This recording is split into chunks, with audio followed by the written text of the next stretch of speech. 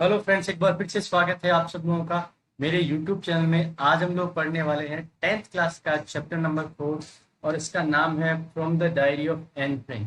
दोस्तों, ये बहुत ही इंटरेस्टिंग कहानी है और आपको ये मैं बता दूं कि एक रियल स्टोरी पे बेस्ड कहानी है।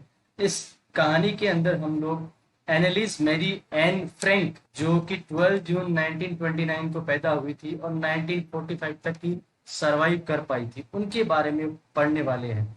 ये एक जर्मन लड़की है जो एक जेविस गर्ल के रूप में पैदा हुई और वो अपने परिवार के लोगों के साथ में और चार दोस्त उनके साथ में एम्स्टर्डम में छिपी हुई थी, क्योंकि उस समय परिस्थितियां ऐसी थी कि वर्ल्ड वार सेकंड चल रहा था और जर्मनी ने नीदरलैंड को ऑक्यूपाई कर लिया था।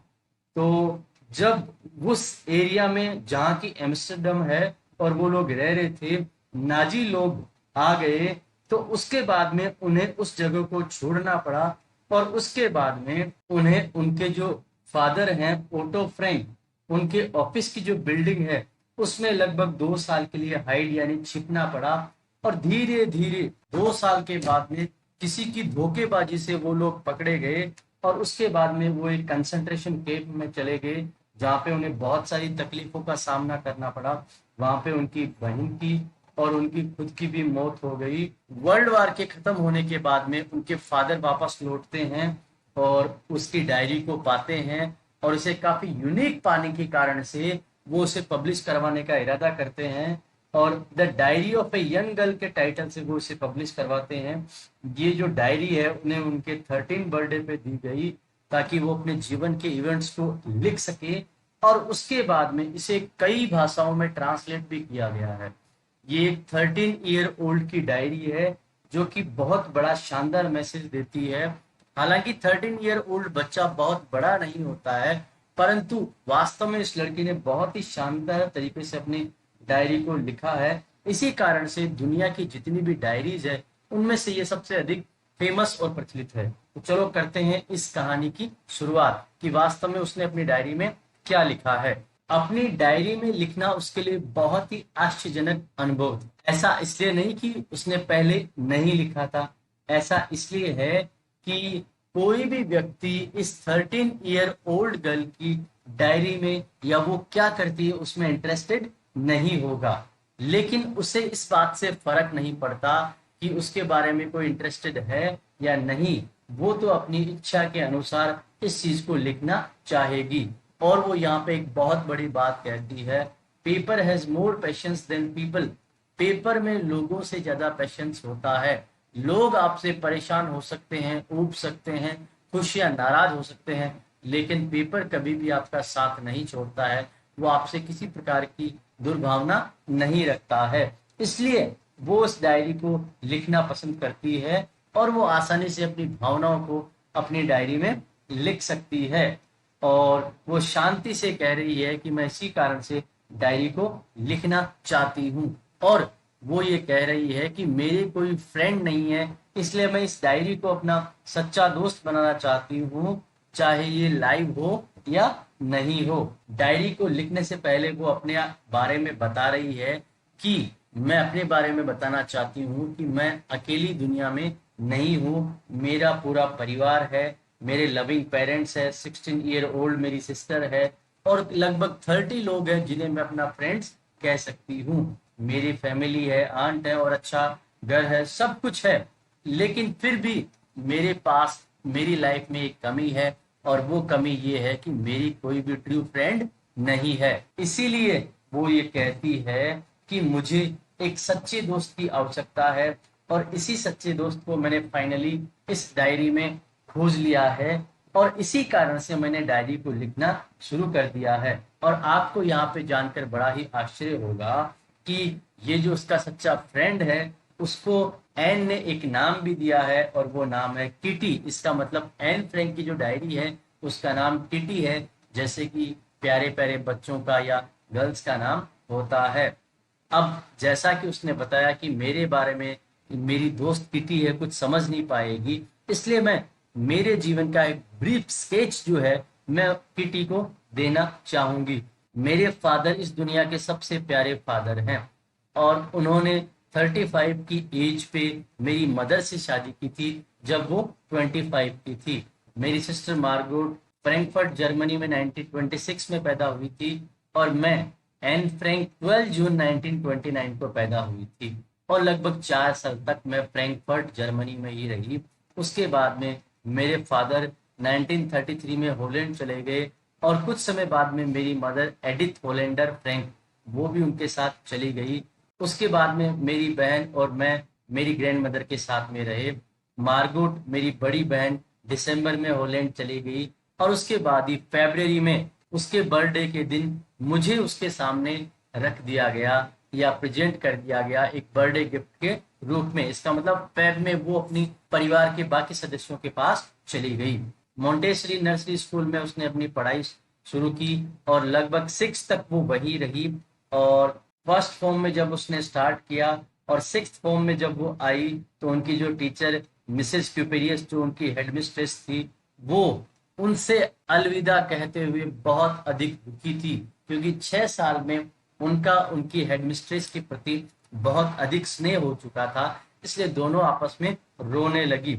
1941 में ग्रैंडमा बहुत अधिक बीमार हो गई, उनका एक ऑपरेशन हुआ, इसलिए एन का जो जन्मदिन है एक छोटे से सेलिब्रेशन के साथ में गुजर गया और 1942 में ग्रैंडमा इस दुनिया से चली गई और इस बात को कोई भी नहीं जान पाएगा कि मैं मेरी ग्रैंडमा को कितना प्यार करती थी। यहाँ पे ये कहती है कि अगला मेरा जो बर्थडे सेलिब्रेट किया गया उस बर्थडे सेलिब्रेशन में मैंने मेरी ग्रैंडमा के लिए भी एक कैंडल एक्स्ट्रा जलाई थी और इसी प्रकार से हम लोग हमारे घर के जो 4 लोग हैं इसी प्रकार से हमारे जीवन को 20 जून 1940 तक आसानी से बिता रहे थे। ये सारी बातें उसने अपनी डायरी को बताई।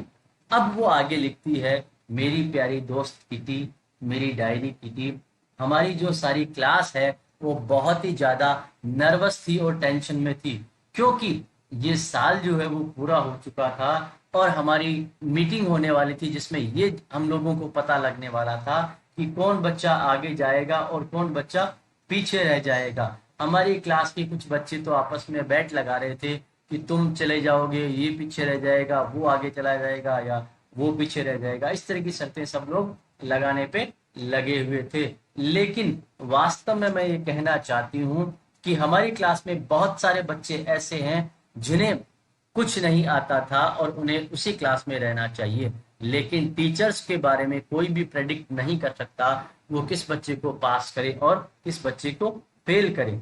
लेकिन मैं मेरे और मेरी गर्लफ्रेंड्स के बारे में किसी प्रकार से चिंतित नहीं हूं क्योंकि मुझे विश्वास है कि हम सब लोग पास हो जाएंगे। लेकिन मैथ्स में हमें पूरा विश्वास नहीं है, लेकिन मैं फिर भी इंतजार करूंगी जब तक कि हमारा रिजल्ट नहीं आ जाता है। और इसी के साथ साथ वो अपने टीचर्स के बारे में बात करती है। हमारे 9 टीचर्स थे, उनमें 7 मैन और 2 वुमेन है। मिस्टर कैसिंग जो कि ओल्ड टीचर हैं, पुराने फैशन वाले व्यक्ति हैं, वो हमें मैथ्स पढ़ाते हैं। वो मुझसे काफी नाराज रहते थे, मुझ पे बहुत अधिक गुस्सा करते थे, जैसा कि मैं बहुत अधिक बोला करती थी। उन्होंने मुझे एक बार पनिशमेंट दिया कि आपको एक सब्जेक्ट पे ऐसे लिखना है, एक चैटर बॉक्स का मतलब जो बहुत ज्यादा चैटिंग करता हो, बात करता हो।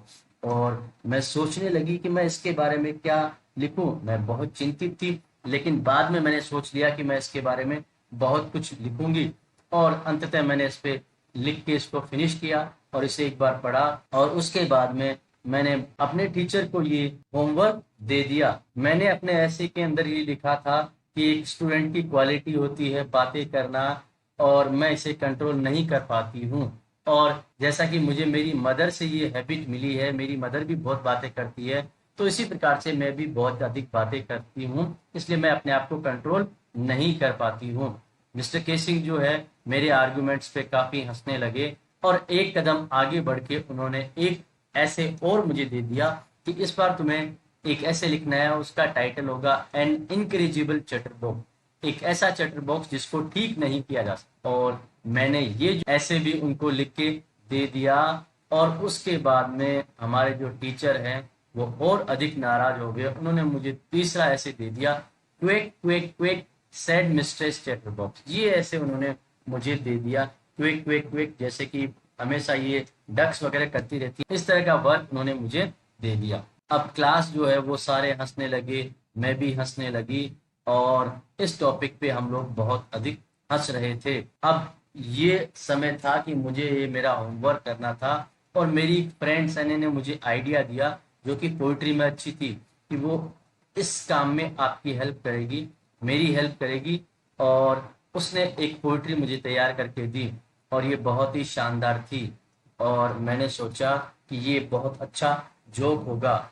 मैंने मेरी पोएम को मेरे सर के सामने सुनाया, ये बहुत शानदार थी। ये एक मदर डक और फादर स्वैन के बारे में थी, जिनके 3 बेबी डकलिंग थे, जिन्हें पीट पीट के मार दिया गया क्योंकि वो बहुत ज्यादा क्वेक क्वेक किया करते थे। और संयोग से मिस्टर केसिंग जो है, उन्होंने इस जोक को राइट तरीके से लिया। उन्होंने इस पोएम को पूरी क्लास को पढ़ के सुनाया, अपने कमेंट्स भी जोड़ दिए और अन्य क्लासेज में भी सुनाया। उसके बाद में मुझे बात करने की अनुमति मिल गई और मुझे एक्स्ट्रा होमवर्क भी नहीं मिला। और इसके बजाय मिस्टर केसिंग जो है, वो हमेशा इन दिनों जोक्स करते थे। इसका मतलब वो पूरी तरह से बदल चुके थे। दोस्तों, मैं उम्मीद करता हूँ ये चैप्टर आपको पसंद आया होगा। इस क्लास के अन्य वीडियोस को देखने के लिए प्लीज हमारे चैनल को सब्सक्राइब करें। Thank you so much.